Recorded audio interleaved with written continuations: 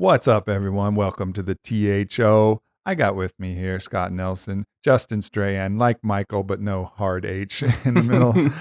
They're from Joovv. And for those of you who listen to my podcast, especially mine with Ben Greenfield, you might have heard me talking about this red light that I bake my genitals with that causes a significant improvement in blood flow and ultimately, according to the research, a long-term improvement in hormone optimization for putting this very bright, like bright as the sun, like bright as the devil's gaze upon my balls, and then creating this effect. But the red light therapy device that you've created extends far beyond sexual optimization into a lot of different areas. So it's one of those things that is just a tool that is beneficial for multiple cells in the body, including the Leydig cells in the testes, but also all kinds of cells. So, yeah, I just wanted to, first get an opportunity for you guys to explain, what the hell is this thing, and where did you guys come across it? And, why did you decide to put a device like this out? Excellent. So, really, the way we got started is my wife stumbled across red light therapy, and it was in a local. Oh, I bet she did. She did, and she was intrigued by it, and she is, always interested in basically all things health. I mean, she's a fanatic not only for her own health, but for myself and our children as well. So, she was learning about it and wanted to try it out, and so she tried it out in a salon. It was basically a tanning bed that had been converted. Yep. And so it's one of those things you lay down. It's basically just like doing a regular tanning session, only And there's so no what? UV. So what specifically is the light, and what's the frequency? Like what are we talking about here? Right. So the light that she was using was a red light, and around the 660 nanometer wavelength, so visible red light. Now, is that the same as coloring the glass on, like a red light bulb or turning your LED red, or is this a different ball game altogether? The exact wavelength does matter. So just the fact that it looks red really isn't enough to be true red light therapy, or the technical term, which is photobiomodulation. Mm-hmm.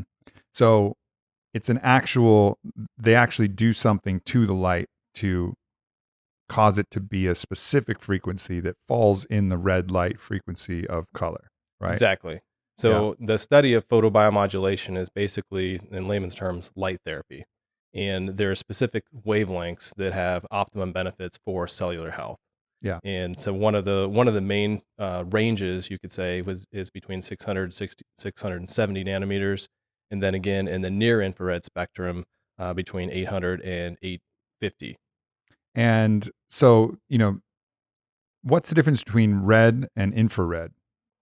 Great question. So both of them basically have the same effect at a cellular level in terms of boosting mitochondrial function. And you have what's called as electron chain transport. Mm-hmm. And it's basically cellular respiration is another word for it. Mm-hmm. The fourth phase of that is called cytochrome C oxidase, or CCO for short. That specific process is boosted by both of those wavelengths, and the resulting functions of an output of the cell is greatly increased. So ATP production, everything else that the cell is delivering for the body, be it muscle recovery, reducing inflammation, those sorts of benefits. Just to add to that too, I mean, there's not all wavelengths activate cytochrome C oxidase. Mm-hmm. So even in that spectrum of like 600 to 900 nanometers, which is oftentimes called the optical window or the therapeutic window. Yeah.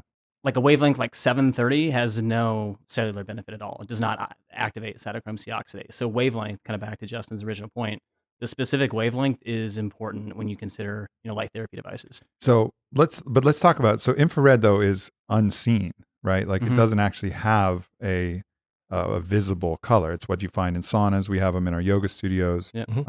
Definitely, draws a lot of sweat out of the body, helps with detoxification, other benefits like that. Mhm. But then there's the very visible, bright as the devil's gaze, Right. spectrum of light that you guys have. And on your big units, you kind of mix both, right? We do. You mix the infrared, visible, and so explain to me, I mean, a little bit about the infrared, like, is that just a light spectrum that we can't see, or what's actually going on there? Sure. The main difference with the near infrared is it has the ability to penetrate your skin tissue more easily. So you get a better penetration. And that's the one that's in the tissue. saunas, the one that's invisible. Well, actually, with saunas, that's a great question. So, with infrared light, there is a broad range of wavelengths. Kind of the way that that's broken up is typically between 700 to 1300 nanometers is called IRA, or kind of the very near infrared, and then you have IRB that is 1300 nanometers to 3000, and then from 3000 on up to a millimeter is IRC. Most infrared saunas, because that therapy is based on heat therapy, Mm-hmm. those are in the far infrared range of that 3000 nanometers plus. Okay, so they're really penetrating deep into the system, and that's really why you want them in the sauna, right? Like you want to heat the body, draw out toxins, sweat, etc. Really create that. I mean, because the sweat you produce in an infrared sauna versus a regular sauna is just a massive difference. It takes a little bit longer. It's a Sure. little bit cooler, but Yeah, and with that far infrared, you feel that as a radiant heat. So interestingly, and Scott mentioned the near infrared window or optical window between roughly 600 to 900 nanometers. When you get above that window, interestingly, the moisture or water in tissues tend to quickly absorb that light, and that's why you feel it as radiant heat. Right.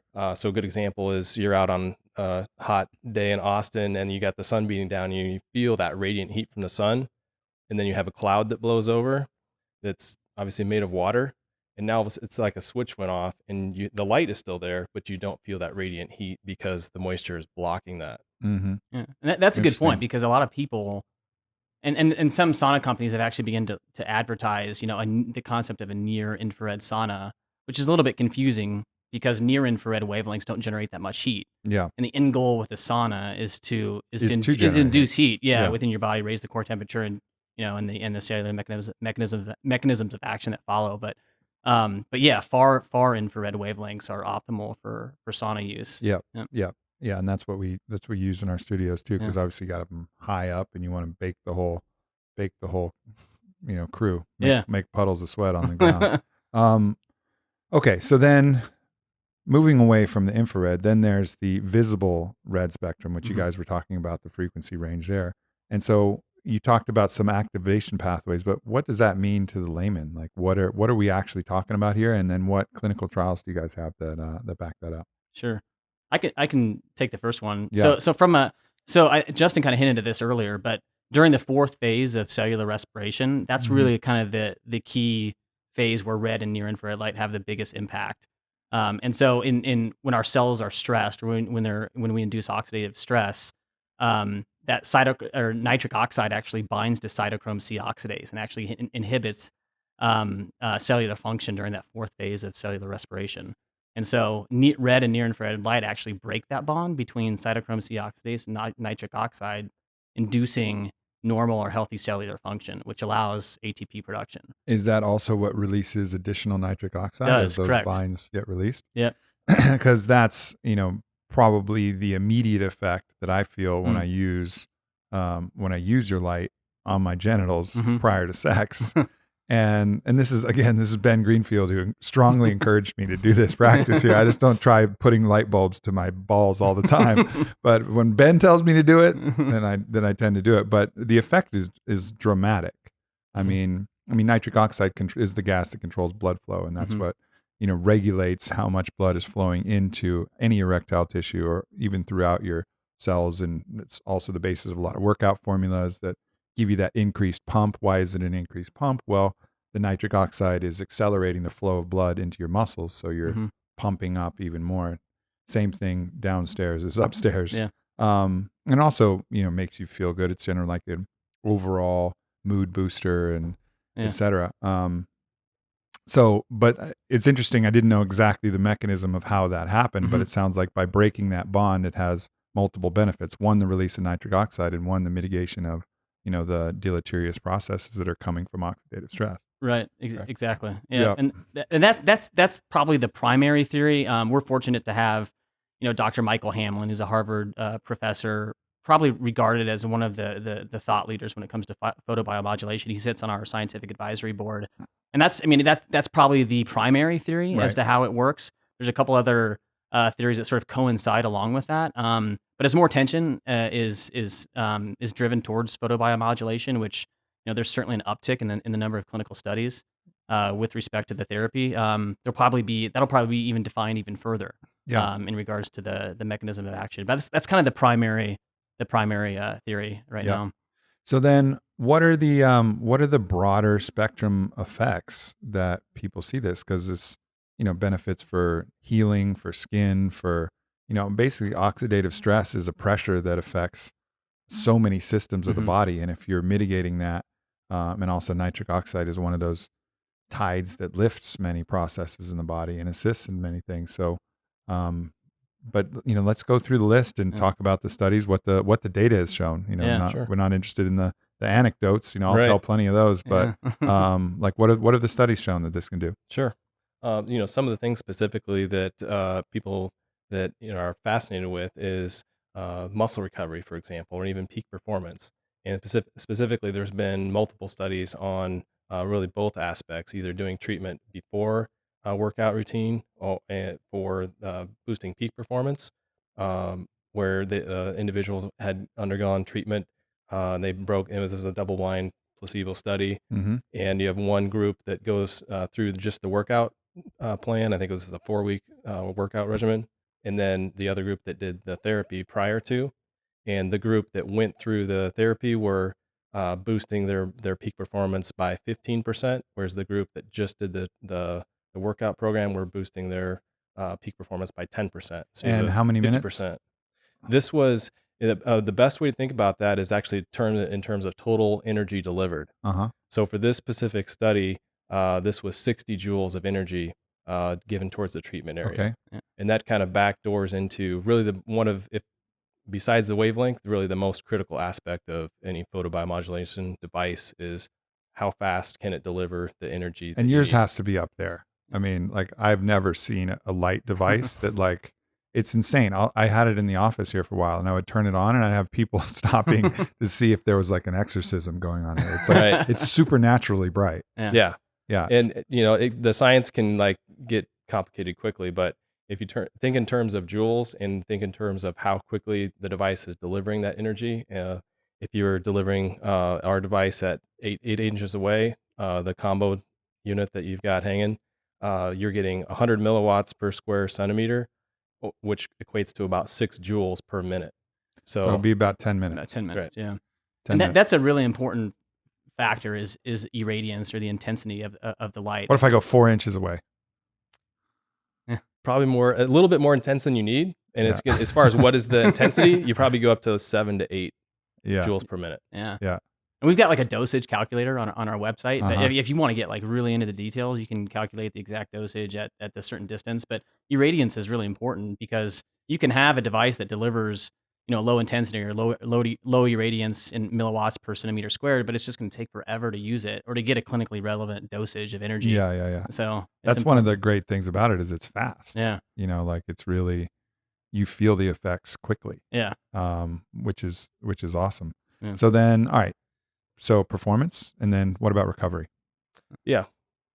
With the recovery, I mean there's absolutely studies and basically it's a little bit hard to track because it's the feel, it's you're gauging how you feel the next day. But Right. it's a common response that we get from people all the time is, I did this workout and I know how I feel after I do this workout the next day. And I did your treatment for 10 do the minutes. treatment right after the workout? You can do it right afterwards or, really anytime in the, preceding or in the subsequent an hour, a couple hours afterwards. And you're basically giving those cells the energy they need to repair the tissue that you just damaged. Mm-hmm. Yeah.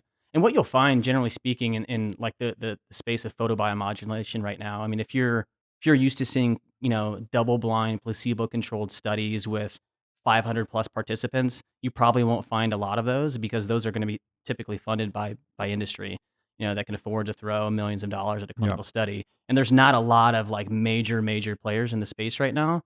And so when you look at like the host of benefits when it comes to light therapy, it almost looks like a miracle like thing. I Right. mean, enhanced recovery, testosterone production, reduced joint pain, increased fat loss, increased skin. I mean, all this stuff seems kind of silly. And like going back to the original story when our wives were like, "Hey, you guys should check this out, light therapy." I mean, just like probably most people listening to this, they're like, or watching this, they're like, light therapy, like kind of Mhm. sounds foo-foo, but Justin's an engineer. I spent my entire career in the traditional medical device space with companies like Medtronic and Boston Scientific, the biggest players in the world. And so we both like dug into the science, and it's unbelievable that there's this much published clinical data on light therapy, and yet there's not a lot of players doing interesting things in the space. And so yeah, I mean, people. I mean, this is really it's in that optimization category, which I think is something that's only recently come to the forefront. Onnit being one of the players in there, looking to take people not from dire conditions to okay, but from wellness to greatness. Yeah. You know what I mean? And I think this, and while it can be a factor in healing some other conditions, really this is about improving performance. This is about getting you from good to great. Yeah. And I think that's something that there's not these massive government grants for, and not these other things. This is something that, people who are looking to get the most out of their experience start to find. So, right. That makes some sense. And it also makes sense, light affects the body. I mean, it sets the circadian rhythm first thing in the morning and, regulates melatonin production throughout the day. Yeah. And, there's even a study back from the 1920s that showed direct exposure of the sunlight on the genitals increased testosterone production by 200%. Like, light affects the body in a variety of different ways. And so concentrating, and this, these frequencies of light are part of the sun's natural spectrum anyways, right? Absolutely. Sure. So by concentrating some of that element and then really delivering that, it's really focusing some of these effects that you might notice, from the sunlight itself. Right. Yeah. So sunlight's just like an interesting category overall, because I think, most of us growing up have come to this almost like it's been ingrained where you can only be in the sunlight a certain amount per day, and it's dangerous. Make sure you slap on sunscreen that's full of chemicals. Yeah. But in reality, it's what our ancestors, relied upon. How did all of our ancestors not die? Exactly. Nobody ever asked that question. Right. And there's some cool thought leaders that are bringing a lot more attention to, the concept of light, of natural sunlight. Sure. And I mean, you can get the benefits that we're talking about from natural sunlight, but this is, just like anything else. If you have 3 hours to like chill in the sun, of course, that's vacation, right? Yeah, like that's exactly. Fucking awesome. It's one of the reasons why we love it. It's one of the reasons why we feel so good. It's sunlight and ocean water and, the ions that come off the water and the salt that you're, absorbing through the skin and the sunlight coming through. Yeah, it fucking feels great to be at the beach, like, for sure. But we can't go to the beach every day. We got shit to do, people. Yeah. So, this offers a tool to really level that up. Right. So speaking of the, potentially the mechanism of action, Ben was talking about this working on the Leydig cells in the testes to increase the testosterone production. So what's that mechanism of action? Same thing, reducing oxidative stress and just helping cellular function? Right. Yeah, there's a couple different theories there in regards to like how exactly it works with your testes. But from a macro perspective, it's the exact same mechanism of action, just a different cell type. Your Leydig cells, which are prevalent in any guy's testes. So yeah, similar mechanism of action. And there's a you may know him even, a Finnish biohacker, Dr. Ali. I'm going to murder his last name. I always do. Soviarvi, I believe. Yeah, he's gonna kill me. Awesome guy, but he even presented, I believe, at I think you're doing the Finnish biohacker summit. Thinking about it. Yeah. Or maybe doing, I don't know. But I think that the one in 2016, he did a presentation on this specific topic on testosterone production, sort of hacks. And he presented, I think, 3 different theories, but yeah, enhancing the production of Leydig cells is kind of the mainstream theory as to why it works. Yep. Yeah. And is there any limitation to how much you can do that? Because I know people are like, oh man, I'm going to do this all day, every day. I'm going to bust out of my shirt. There is a theory referred to as like biphasic dose response, meaning like kind of using Pareto's law to light therapy, that there is a point when too much is you don't really need too much. Once you get in a certain dosage, there's not really any additional benefit. Are there costs? I mean, do you see a certain point where you start to see people, doing too much and actually doing harm? Not necessarily, although most of that those experiences probably aren't going to be published in clinical literature. Mhm. But when you do look at the clinical data, one of the, kind of going back to what we referred to earlier is the dosage, the exact dosage that was used on the participants.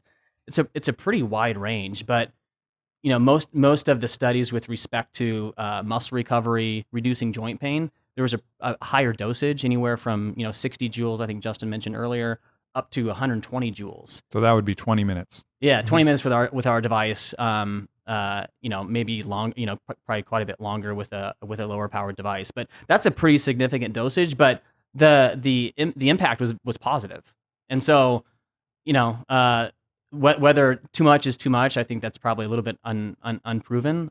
But there is a wide range of dosages and how we respond to those. I mean, there's some pretty good double-blind randomized studies that are published with respect to weight loss, and you'd think with weight loss, with adipose Do you guys tissue, point to these studies from your site? we do. Yeah. There's a learn section on our site where if you want to go deep with these specific categories, all that stuff's referenced with. So the for people who published want data. that URL, what is it?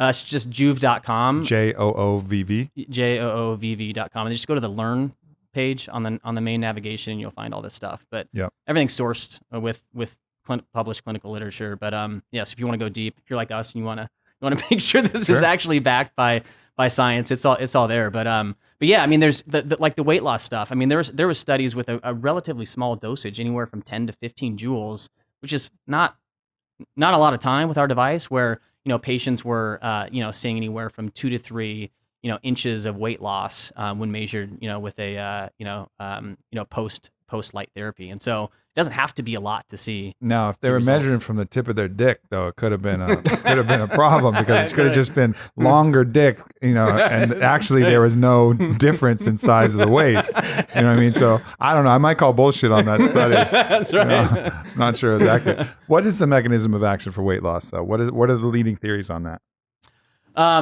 There's not a lot of really good theories as to how that's actually functioning in terms of inducing reduction of adipose tissue. One theory is almost like detoxing a fat cell, where your body's naturally detoxing that waste from those those cells in your adipose tissue. Yeah. But it's a little that's another category where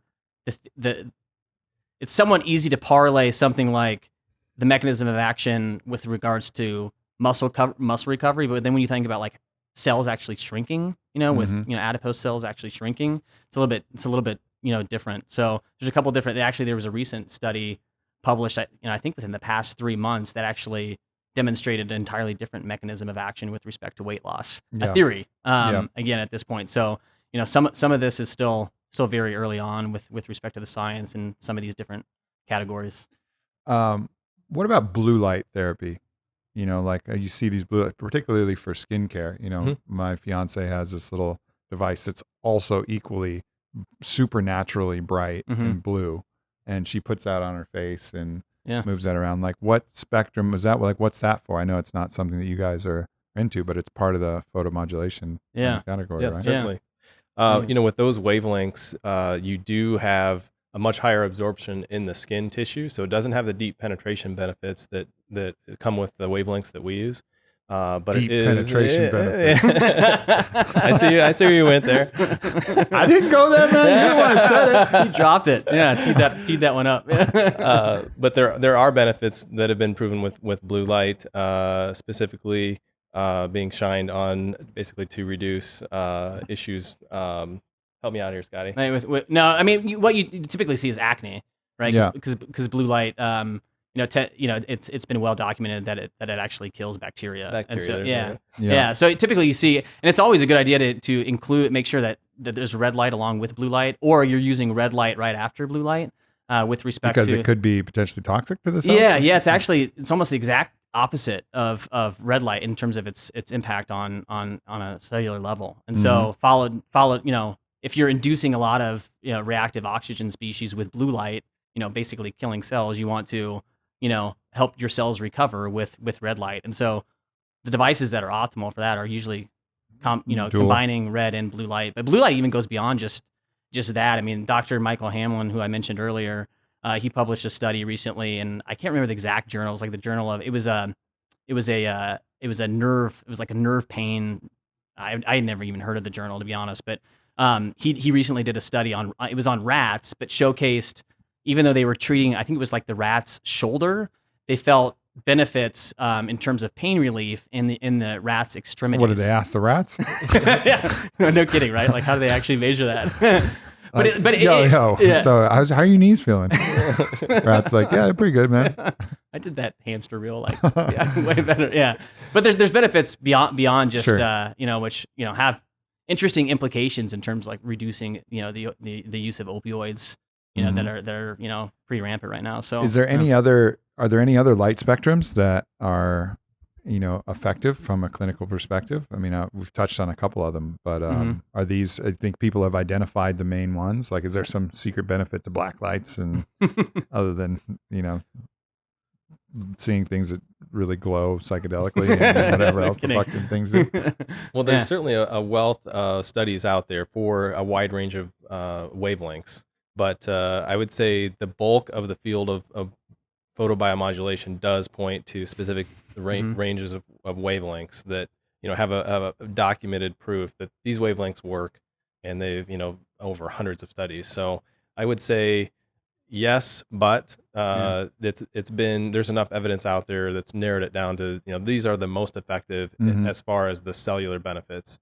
As you mentioned with saunas, there's certainly other wavelengths outside of this range that have other benefits as far as inducing the heat and cardiovascular benefits of saunas. But I would say it's very specific as far as photobiomodulation. Yeah, I mean, like green light, for example. I mean, we sometimes get these questions in from our customers that have seen something online. They'll ask about green light, but green light. There actually was a pretty well done study showcasing the ability of green light to induce weight loss as well. And so you got to ask yourself, like, what's the deal with green light versus red light? Because you've got multiple studies now showcasing that both wavelengths of light are helping with and fat loss. Isn't it true that colorblind people can't tell the difference between green and red? I'm not entirely sure. I'm pretty sure. Like Christmas, Yeah. Christmas is just like one color. They're like, Christmas is boring as shit. Yeah. Interesting. But yeah, I mean, to Justin's point though, I mean, if you look at the science of photobiomodulation, I mean, the overwhelming amount of clinical evidence points to pretty narrow band of wavelengths in red and near infrared light. Yeah. What do you think the future is when people wake up to this, to the potential? I mean, are we going to start seeing these in gyms and other places? Is this going to be more of a home use thing? Is this going to become, like the next blow dryer that's just like everybody has one portable? Right. What's the future here? Yeah. When we talked to Dr. Michael Hamlin early on in our discussions, he said, the day is going to arrive when virtually everyone has a photobiomodulation device in their house, using red and near infrared light. And, he said, I don't see any reason why that couldn't be your device. And of course we're like, we like this. Yeah, we like you. Yeah. Sign them up. Sign them up. But ideally you do have it in your own home because you can add it to your daily routine, and it's convenient and it's right there. I think gyms are a great application, and that's something where we do see, huge growth potential. Yeah. But I mean, in this, we'd love if people bought our device, but the reality is like there's other devices that are going to deliver halfway. I mean, there's a couple other companies that are doing some pretty good things with respect to photobiomodulation. And so we joke around about Dr. Hamlin, great guy. I mean, we're fortunate to be working with him, but it's true though. I mean, there's not really a whole lot of downside to light therapy. There is some evidence with folks that struggle with hyperpigmentation issues. It's a little bit unclear as to what the light's doing, other than potentially stimulating melanocytes to induce that hyperpigmentation. But like other than that, it's all upside, and the devices aren't like, it's not like you're having to pay tens of thousands of dollars to get one of these in your house. And so it's relatively easy to, for most people to use. And we fundamentally, even though we're getting a lot of interest from practitioners, from gyms, functional medicine physicians, chiropractors, et cetera, like fundamentally we think, compliance is key with light therapy. It's optimal to be using it on a daily basis. And so if you can have a device in your house, that's ideal, to be using on a consistent basis. And so that's what we try to optimize for with our with our Yep. products. And I'm sure for people listening, we talked about no published studies about maximum dosage and use, but surely respect the hormetic response, Sure. right? Any medicine at a certain dose is poison, Right. and Right. I'm sure at some dose maybe it's not as bad. Maybe it's like marijuana where you'd have to eat 100 pounds to actually kill yourself, or something impossible. But Right. nonetheless, follow probably the upper threshold of what the clinical trials are studying, which is that 120 joules in a day, Right. 20 minutes with the Joovv light, Yeah. should get you all the benefits that you need. It's a really good point. I mean, we've even heard from some of our customers that have emailed us or and whatnot, and said I've been using it, and I've felt uncomfortable, almost like I've got a stomach pain. And so our next question is, well, how are you using it? Well, I'm using it for an hour 2 inches away, and it's whoa. Yeah. I mean, that's a heavy dosage, and so it's hard to tell exactly how how that person's body is responding to the light, whether Sure. it's inducing some sort of detox effect or whatnot. But yeah, to your point, I mean, respect the science. Listen to your body. Something we don't do very much. We just mostly yell at our body. The fuck's wrong with you, body? Sleepy today, bitch? Take some more coffee and shut up. That's the truth. No kidding, right? Yeah. Yeah. Well, awesome. Well, I appreciate you guys putting out a great product. It's certainly been something that's beneficially impacted my life, and I'm sure many other people as well. So, yeah, I mean, we have we may do something on down the road, but I have no financial incentive or no horse to back other than this product was just badass for me. So anybody out there looking to reap some rewards, definitely check it out because it's dope. Yeah. Excellent. So it's joovv.com. Two O's, two V's. Yeah. You guys have social media that's worth following, or Absolutely. We do. yeah? At Joovv Social on all the You couldn't get at Joovv? Who got at We couldn't, Joovv? man. We're too late to the game. Yeah. What? I don't know. I mean, maybe we can buy that bad boy at some point, but You definitely should have got that word. I That know, word is, I know, right? That word is unique enough. yeah. Cool. Well, I appreciate you guys coming by. Yeah. No, been thank great. you, Aubrey. We appreciate it. Yeah. For sure. Thanks, everybody. Peace.